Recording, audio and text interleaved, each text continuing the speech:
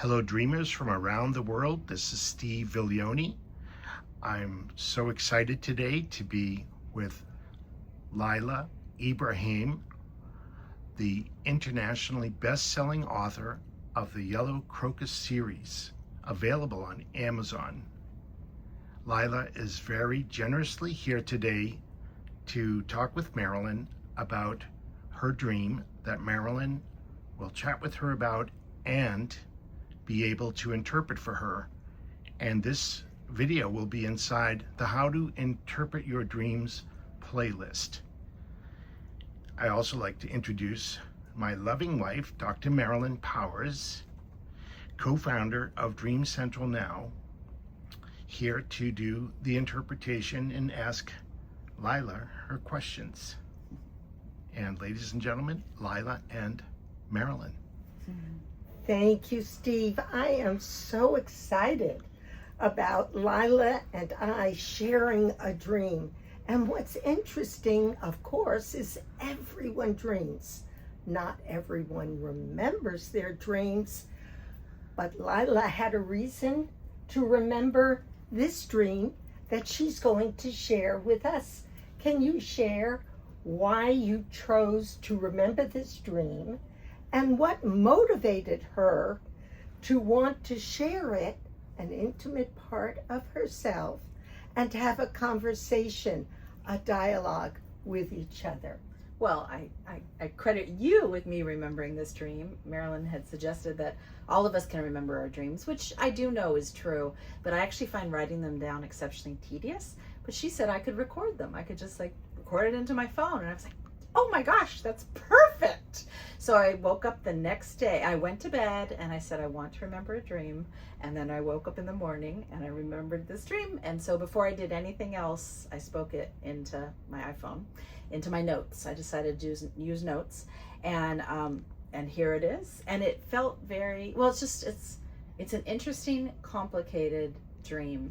And to me, it feels very long. I don't know if it will to you, but I was just curious what someone who knows about dreams might make of it.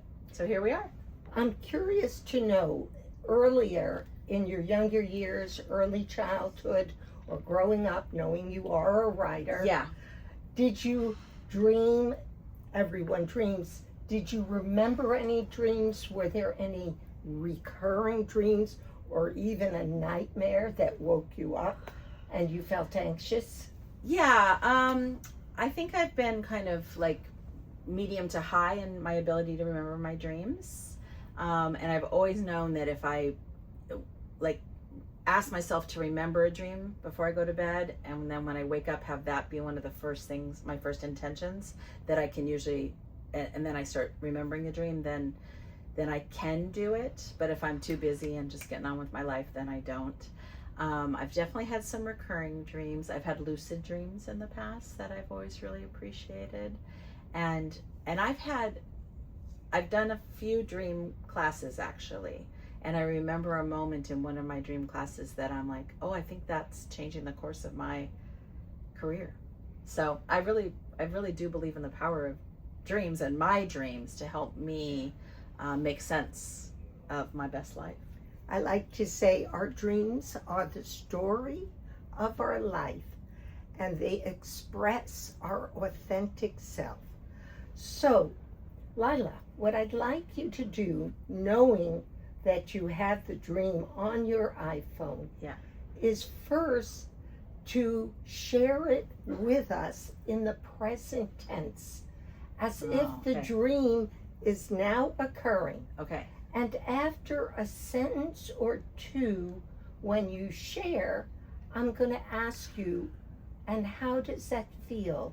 What feeling or emotion comes up for you? This is very important. Yes, we record our dream, it seems, in recent past. However, we can re-enter the dream state by choice. And so when we say or share a dream out loud and then pause and connect with our emotions and feelings, we are connecting to the heart and soul of the dream. So let's begin. Okay, here it is. I'm in the yard and I look over and realize that there's a drop that's really big off the yard. It's precipitous, and then I'm suddenly... There, stop. Okay. So first, where is the yard in the dream? Do you know the place, or is it simply a yard? It's simply a yard. So, how do you feel when you notice the drop? Surprised. You feel surprised. Let's go on. And then suddenly I'm outside of the actual house, and I realize like I'm hanging on to the edge of a house, and there's a window in front of me, and the drop is behind me. So now, instead of being in the yard, I'm kind of at the edge of a house hanging on. Pause there. So I'm hanging on. It reminds me of a dream I had with my mother at the Grand Canyon on a short, narrow strip there, and wondering, how did I get there? Yeah. So now, what are you feeling as you know that you're hanging on? Yeah. So it's interesting. I mean, I think I still feel surprised, and I feel a little scared, but I'm kind of surprised I'm not more scared. You're wondering, how can I be so calm? Yeah. When I'm at this edge. Yeah. And clinging. Yeah. Next sentence. Yeah. So, and then I think, oh, maybe I'm more stable than I realize, actually. Like, it's less precarious than it seems like at first. So hold on. Uh-huh. Because that's the theme of the dream. Yeah. Where am I in my life now, where part of me thinks, ooh, this feels precarious. Yeah. But then the other part says, it's not that scary. You can do this. Yeah. Where in your life? Now we're going into the background of the day. Where am I in my life now, in real Yes. life? Yeah. So in real life, I'm just turned 60, and I feel like I'm coming into the last third of my life in a beautiful way. And I feel like I have more freedom and opportunity and creativity than I've ever had before. Not before, actually. I kind of feel like I'm 10. Like a 10-year-old feels like You're starting. full of possibilities, right? Right. And not a lot of obligation to other people or responsibilities. So it's a pretty great time of life. But there's an element that you're holding on. It's precarious. Yeah. Are you in touch with what feels precarious about having so much freedom and being 60 and looking forward at this decade? Yeah. I think it's that I haven't given much thought to what this time of life will be for me, and so that's what feels a little like I mean, maybe it'll be an unfolding of what this time of life is for me, but I'm still kind of almost wondering if it's true or will last. I don't know. Well, what you're saying, you feel like you're in an impasse. You're not going back. Or in between. I'm still in that liminal state between. Right. Yes. You're in between, and you probably have more questions than answers. Yes. We That makes call sense. that the impasse. Yeah. We're not going back. The future is not spelled out. Right. And in the present, I have a lot of questions. Yeah. It's an open moment. Yes. Good. Yeah. Then the dream Yeah. says. So I knock on the window, and I end up having to knock really, really hard, kind of over and over again. And I know someone's in that house, and I'm waiting for them to come. And eventually, should I name the names of people or just say someone? No. Okay, so Tim Franco Isaacs, who's my goddaughter's husband, comes and he slides open the window, and he says to me, "Wow, you look like you're in trouble there. That's not a good place to be." And then he walks away. So take a pause here. Yeah. Can you, in a couple of sentences, tell us who, his name is Tim? Tim, yeah. Tell us who Tim is and his connection to you. Yeah, so he's one of my godchildren's husbands. They have 2 children, and I guess what I would say about him is that I could see him being like, oh, that doesn't look good, but I don't know what to do about it, and walk away. So it feels a little surprising that he didn't just help me. So stay with that. Yeah. When I don't feel him there to help me, Yeah. and even raising my anxiety level, what am I aware of? He's not a person who can support me in my life now. Yeah, I think that seems right. And like, well, and then the next sentence that I wrote was like, I think about whether or not to yell for him for help. And then I realized, oh, I don't actually need his help. So, but in that moment before, I'm like, do I need you? Like, are you the person who's going to help me? And I'm like, oh, but you've walked away. So yeah, I can't count on Tim. Tim. And when I think I can't count on Tim, And Tim is also my brother's name. So that's kind of an interesting, there you go. yeah. Because tell us about your brother Tim and your connection to him, because Tim in the present you can't count on, and he's really saying, I don't want you to count on me. Right. And my brother can be that same way. Like, okay. It's interesting because a part of me is like, they didn't help me. But then another part of me is like, oh, he did open the window, which is actually the thing I probably needed the most. Why? Why? Because I can't climb into the house unless the window's been open for me. Okay. I can't move from my little perch. So even as we're talking, I'm like, well, there's ways in which it feels like you aren't helping me entirely, but in some way he did do the most important thing I needed him to do, which is open that window. So stay with that. Yeah. Because often in life we have judgments about Yeah. who helped us and who didn't, Yeah.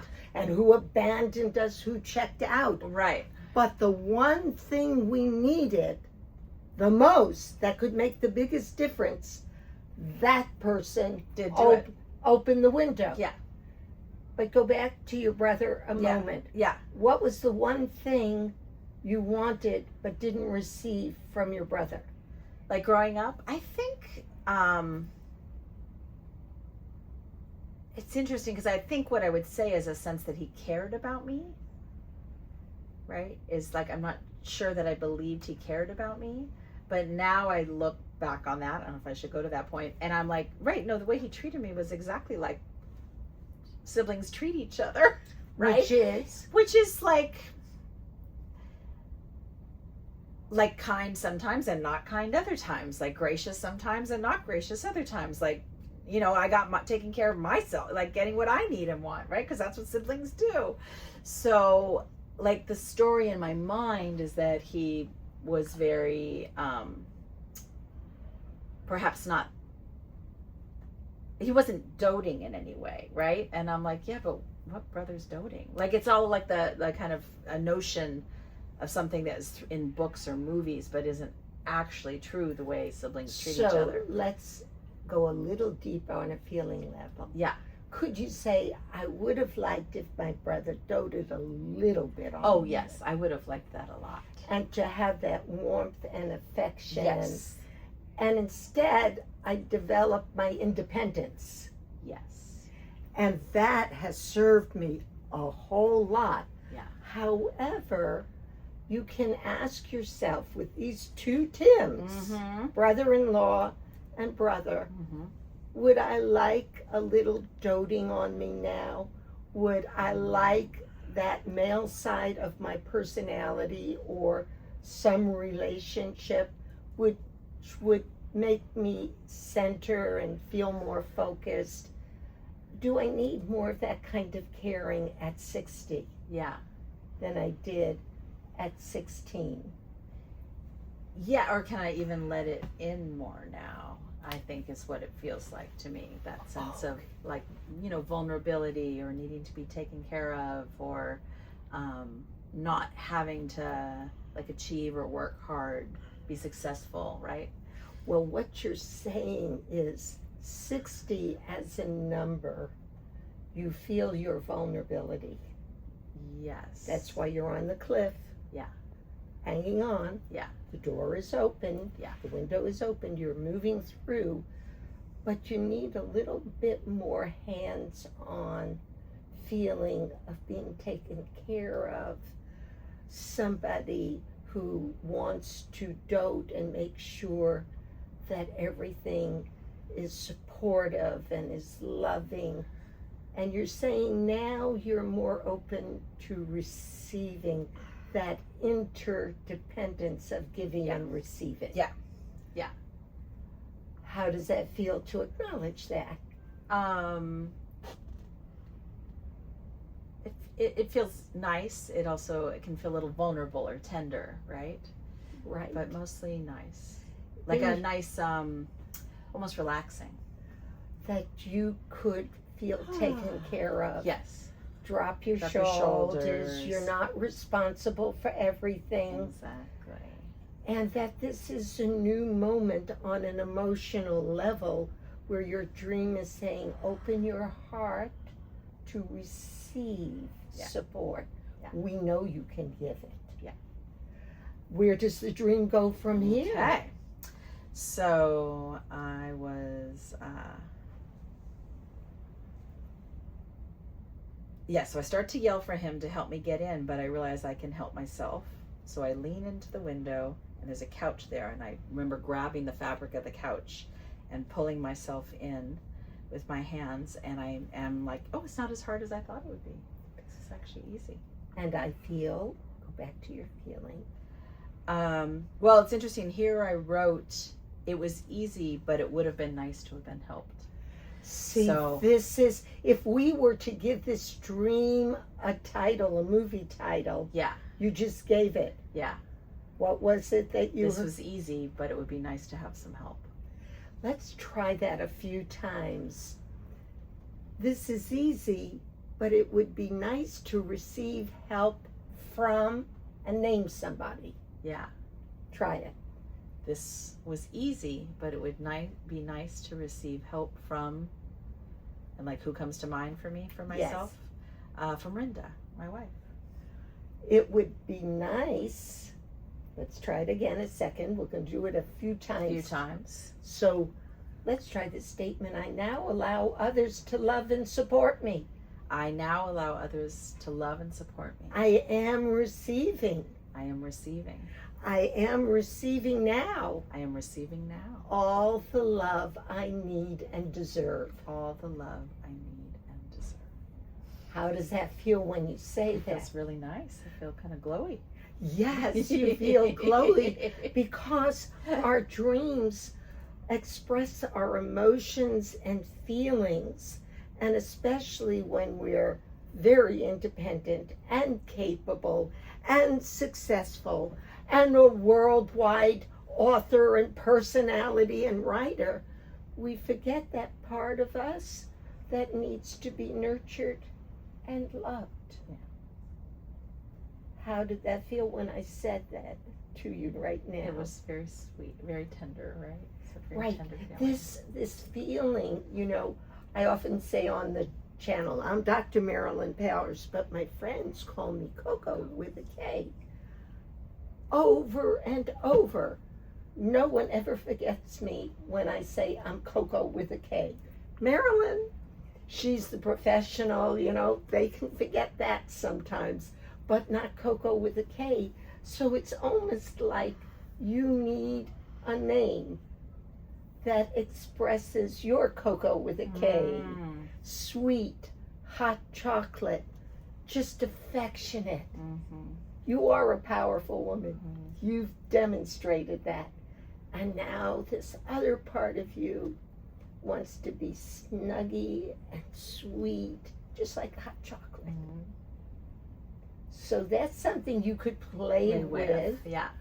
What is the name that gives me the feeling of warmth and connection and not about my power, Mm-hmm. but I'll my have to heart? think on that one. Okay. Yes. Yeah, I'll think And on that that's often in a dream. one. Ah, it comes to Questions come up, and you who write, that's like a little question in this intermission. What is my name? What is that part of me that is sweet? And the minute someone hears my name, they just want to kiss me and hug me and hold me. Not like these two Tims. I'll open the door. Come in. Right? Yeah. Anything more to this dream? Oh, this dream goes on and on. That is just the very beginning. Please check back for the next segment of Marilyn interpreting Laila's dream. Thank you for being the best part of Dream Central now. Please subscribe if you haven't already.